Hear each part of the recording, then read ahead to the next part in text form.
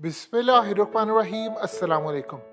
आपको एक audio note सुनवाने जा रहे हैं। ये एक ऑडियो व्हाट्सएप पर मैसेज था जिसको किसी भी मीडिया चैनल्स की जानिब से चलाने की हिम्मत नहीं है। आप ये ऑडियो मैसेज सुनिए कि सिंध के अंदर जो सैलाब आया है उसको कैसे कंट्रोल किया जा रहा है कि मीडिया तक वो खबर ना आए। वहाँ पर बरहना औरतें घूम रही हैं, उनके जिस्म पर लिबास नहीं, नंगी औरतें घूम रही, इतनी बुरी सूरत हाल है। आप ये ऑडियो नोट सुनिए, फिर उसके बाद आपको असल कहानी बताते हैं कि वहां पर जाने से पहले इन्होंने 6 एजेंसीज की ड्यूटी लगाई कि लोग इनके गिरेबानों को पकड़ने वाले हैं जो हालात पैदा हुए, और कई लोग इन तक जो पहुंचे हैं वहां पर सूरत हाल इतनी खतरनाक हो चुकी है कि लोगों ने सड़कों पर आकर खड़े हो गए, क्योंकि बाअसर लोग पीपल्स पार्टी के ये लोग अपनी जमीनें बचाने के लिए बंद वहां पर तोड़कर दूसरों के घर बर्बाद कर रहे थे। और लोगों की आंखों में खून इतना उतरा हुआ है, इतना खून उतरा है कि लोग अब इनको बिलावल से लेकर किसी को जरदारी ये लोग आ ही नहीं सकते। वहां में हो क्या रहा है, सबसे पहले आप ये जरा ऑडियो नोट सुनिए ताकि आपको पता चले हालात के। फिर आपको बताते हैं कि अब लोग इनके गिरेबान फाड़ने वाले, क्या सूरत हाल हो रही है, ये जरा सुनिएगा। अस्सलाम वालेकुम, क्या हाल है सबके? खैर खैरियत। मैं अभी डीजी रेंजर्स की मीटिंग से निकला हूँ और आज डीजी रेंजर्स ने बुलाया हुआ था आबाद के चंद मेंबरान को, उसमें मैं भी था और 5-6 और लोग थे। फलकनाज वाला था, गौहर बिल्डर वाला था, कंट्री वाला था, हसन बख्शी बिल्डर वाला था और जीएफएस वाला था, इरफान वाहिद, जीशान जकी था, साइमा बिल्डर वाला और एचएमआर वाले थे, फेज़ 8 वाले। तो उन्होंने आज जो वीडियो दिखाई और जो हालात दिखाए, जो सिंध में हालात हुए हुए हैं और जो लोग डूबे हुए हैं, घर बर्बाद हुए हुए हैं, और अब ये और जेडीसी वाला ज़फ़र भी था, उससे बड़ी लंबी मेरी बातचीत रही। तो वो भी जो बता रहा था, आप यकीन करें कि रोंगटे खड़े हो गए। ज़फ़र ने मुझे बताया, कहने लगा उवैस भाई नंगी औरतें हैं, नंगी औरतें, कपड़ा नहीं है बदन के ऊपर, घर डूब गया, बर्बाद हो गया, ख़त्म हो गया, जो घर का सामान था वो घर में ही रह गया, बह गया। कहते हैं नंगी औरतें घूम रही हैं, उनके पास कपड़े नहीं है पहनने को। अल्लाह माफ़ करे, अल्लाह ताला आफ़ियत रखे। और कहने लगा कि मैं अपनी आँखों से बच्चों की, औरतों की, बुज़ुर्गों की लाशें तैरते हुए देख कर आया हूँ। ये ज़फ़र अब्बास ने कहता है, ये बातें तो मैं टीवी पे नहीं बोल सकता क्योंकि सिंध गवर्नमेंट की तरफ से फिर मुझे काम नहीं करने दिया जाएगा। कहता है कि इतना बुरा हाल है, और कहता है सिंध गवर्नमेंट कहीं नहीं नज़र आ रही। कहने लगा कि मैं राशन लेकर पहुंच गया सक्खर।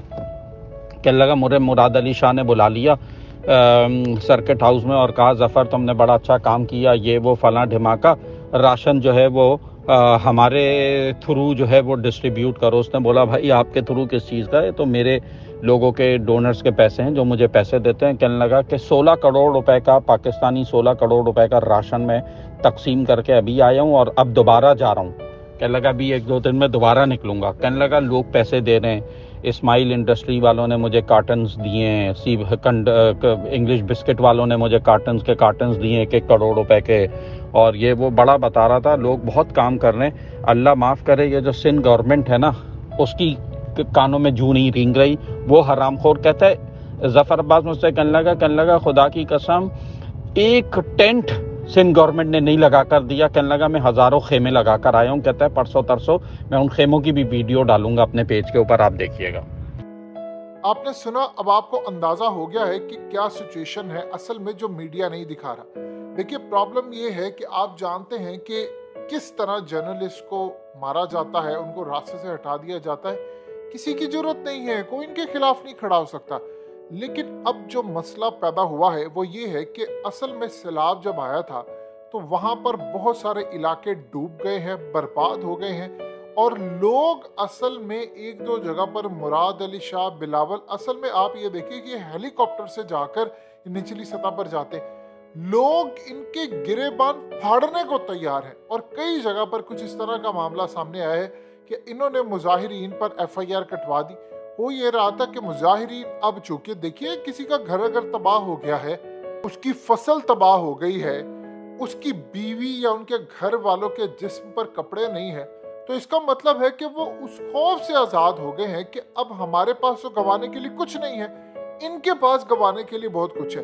तो अब वो काम ये कर रहे हैं कि वो लोग इनके गिरेबान फाड़ने को तैयार है और किसी जगह पर मुराद अली शाह को घेर लिया, बिलावल का काफिला रोका, इन लोगों ने मीडिया से खबरें गायब करवाई। इमेजिन करें, पहले ये कई 6-6 एजेंसीज की ड्यूटी लगाते हैं कई तरह की कि वहां पर जाएं तो हमें कोई बंदा ऐसा ना मिल जाए कि जो हमारे खिलाफ नारे मारे।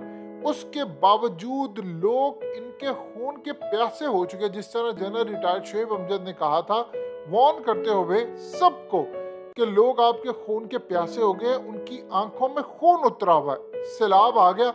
अब इस सैलाब की वजह से लोग इतना शदीद गुस्से में है, इतना गुस्से में है, इतना गुस्से में है कि आप सोच नहीं सकते। ये लोग परेशान बैठे हैं कि लोग, देखिए, एक बंदे का घर जब उजड़ जाता है तो वो फिर शहरों का रुख करता है, वो देखता है कि यहाँ पर तो हमारे पैसों से ये लोग अय्याशियां कर रहे हैं, तो वो फिर कोशिश करता है कि इनसे भी सारा कुछ छीन लिया जाए। जो सिचुएशन पैदा हो गई है, देखिए, औरिया मकबूल जान का आज हकीकत टीवी ने जब इंटरव्यू किया तो हमने आपको उनकी गुफ्तगू सुनाई। तो उन्होंने जो बात की थी, हमने उनसे पूछा कि आप ये बताइए कि अहले नज़र ने कैसे आपको पहले बता दिया था कि यहाँ पर अजाब आने वाला है सैलाब की शक्ल में, दूसरी शक्ल में, तो तब तक तो सैलाब के कोई खतरात भी नहीं थे। तो उन्होंने ये बताया कि अहले नज़र ने ये बात बताई है कि हमेशा से अजाब या कोई चीज़ें आती थी वो टल जाती थी। अब हालात ये हुए हैं पिछले कुछ अरसे से कि बहुत ज़्यादा मामला इतने आउट ऑफ कंट्रोल हो गए, इतने आउट ऑफ कंट्रोल के झूठ को, बदकारी को, उसको डिफेंड किया जा रहा है, सच की मौत की जा रही है। हर इस्लाम के असूल को नाउज़ बिल्ला ये रोंदने की कोशिश कर रहे हैं कि किसी तरह हम उनके खिलाफ जाएं। आप ये देखिए कि नबी पाक सल्लल्लाहु अलैहि वसल्लम ने फरमाया कि कमज़ोर और ताकतवर के लिए जब इंसाफ अलग होता है तो वो कौमें बर्बाद हो जाती है। तो आपके मुल्क में ये सब हो रहा है तो इसका मतलब बर्बादी आपकी आ गई है।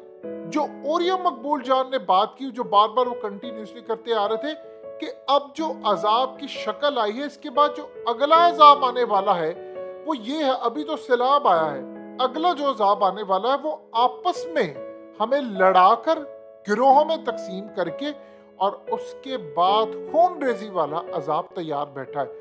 और अहले नजर बार बार वार्निंग जारी कर रहे हैं, बार बार वार्निंग कंटिन्यूसली वो जारी करते आ रहे हैं कि अब की दफा ये अजाब, ये चीजें नहीं टलने वाली। तो जो हालात इस दफा पैदा हुए हैं वो इतने ज्यादा खतरनाक है कि लोग इनके गिरेबान फाड़ने को तैयार है। इनकी इतनी जरूरत नहीं। अब ये जानते हैं क्या करें? देखिए, अब पानी सर से गुजर चुका है। शहबाज शरीफ या ये वो सारे कोशिश ये कर रहे हैं कि किसी तरह हम जो 3 से 4 अरब डॉलर का नुकसान हुआ है, हम वो असल में अवाम पर डाल दें, उनसे टैक्स वसूल करें, बेफिक्र हो जाए। इस दफा अवाम ने कुछ नहीं इनको देना, लेकिन ये टैक्स डालेंगे तो लोग इनके खिलाफ होंगे। यही सूरत हाल अब इनको खाई जा रही है कि गरीब का कुछ नहीं बचा। तो इस सूरत हाल में कहीं वो हमारे महलों पर हमला ना कर दे, कोई श्रीलंका वाली सूरत हाल ना पैदा हो जाए, कोई ये मामला ना हो जाए कि हम सब बेघर हो जाए, हमारे हाथ से तमाम की तमाम चीजें और ये तमाम मामला निकल जाए। अब आप ये देखें कि ये लोग क्या कह रहे हैं। ये असल में वहां पर जो राशन तकसीम करें उनको कहते हैं कि आप हमें दें, हम राशन तकसीम करेंगे। इनसे पूछा जाता है कि आप तकसीम क्यों करेंगे, तो आगे कहते हैं कि हम उनको राशन देते हुए ये कह रहे हैं कि तुम कलमे पढ़ो, तुम कस्में खाओ कि तुम वोट हमें दोगे ताकि हम इस पर सियासत करें। इमरान खान को कहते हैं कि तुम सियासत ना करो, और अपनी इनकी औकात ये है कि सियासत से नीचे इनको कुछ आता नहीं। तो ये असल में इस वक्त सूरत हाल पैदा हुई है, और आप बस ये सोच लें कि लोगों की आंखों में खून उतरा है और उन्होंने इनसे बदला लेना है।